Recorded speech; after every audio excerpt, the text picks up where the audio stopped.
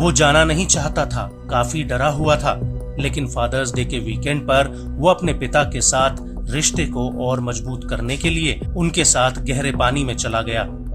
100 साल पहले टाइटैनिक त्रासदी का दीदार करने की ख्वाहिश 5 लोगों की मौत की कश्ती बन गई।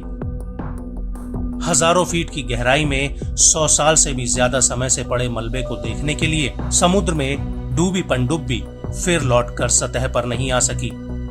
पनडुब्बी के साथ ही समुद्र की गहराइयों में खाक छानने की उम्मीद भी डूब गई, तो टाइटैनिक को टूरिज्म प्लेस बनाने की कोशिश भी डूब गई। 18 जून को समुद्र की गहराई के लिए 5 लोगों की टीम रवाना हुई थी। फिर अब उसी गहराई से उस पनडुब्बी के मलबे की खबर आई।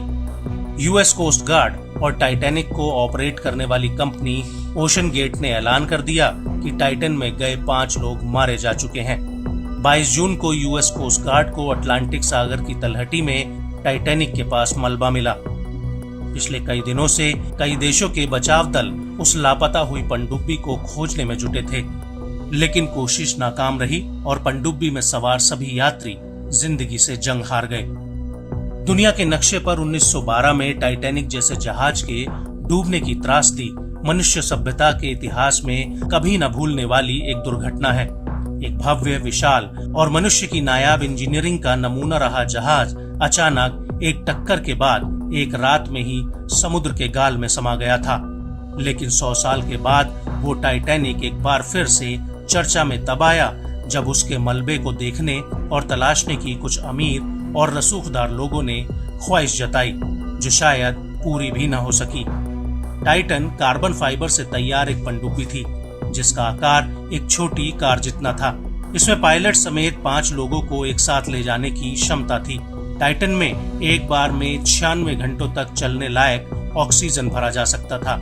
टाइटैनिक तक पहुंचकर वापस बाहर आने में इसे करीब 8 घंटे का समय लगता था।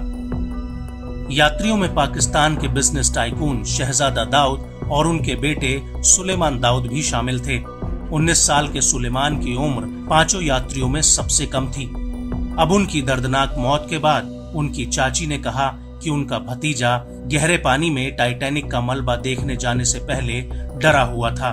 यानी सुलेमान को कहीं ना कहीं किसी अनहोनी का डर सता रहा था, लेकिन वो अपने पिता के डर की वजह से बोल नहीं पा रहा था। उसका जाने का मन नहीं था, लेकिन अनहोनी उसे भी समुद्र की गहराइयों में खींच कर ले गई। अमेरिकी कोस्ट गार्ड ने बताया कि पनडुब्बी का मलबा टाइटैनिक जहाज के अगले हिस्से से 1600 फीट नीचे मिला है। बचाव कार्य में जुटे लोगों ने बताया कि पनडुब्बी में भयानक विस्फोट हुआ। अनुमान लगाया गया है कि यह विस्फोट काफी तेज हुआ होगा, जो केवल कुछ मिलीसेकंड तक चला होगा।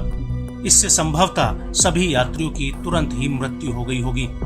ये विस्फोट जहाज से संपर्क टूटने के कुछ समय बाद हुआ। हालांकि विस्फोट के असली कारणों का पता लगाने की कोशिश की जा रही है।